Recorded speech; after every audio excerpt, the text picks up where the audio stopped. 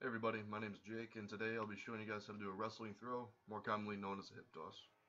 Now this is a pretty basic move and you won't find it too much in the collegiate setting, so we'll focus this on youth and high school wrestlers.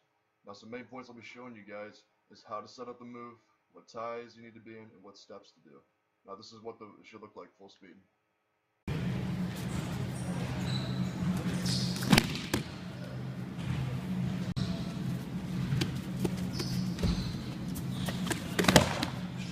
Now the key points to hitting this move are 1. Locking your hands, 2. Stepping through to his opposite leg, and 3. Trying to bring his head to your opposite knee as forceful as possible. This is the first step to hitting this move, is getting what I call an underhook. Now you can see my left arm underneath in his armpit and on top of his shoulder.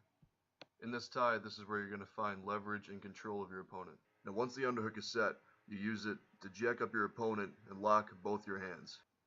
Next step to this is stepping through. As you can see, my right foot is across his leg and I flip my hips in the process.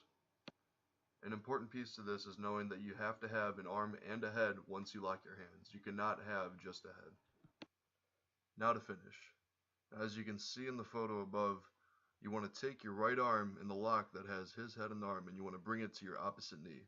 This part of the move should be very forceful. Now a safety tip for the person being thrown in this move. It's very important that you do not keep your head up. You want to keep your head down and try to touch your chin to your chest. If you keep your head up, you're more prone to neck injuries. Now that I've shown you guys all the steps of this move, let's put it together and see what it looks like full speed.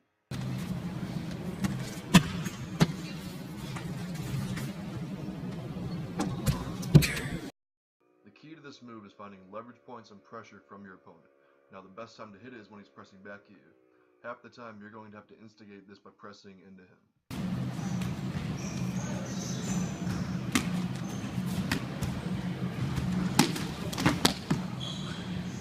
Now for a few tips on coaching this move.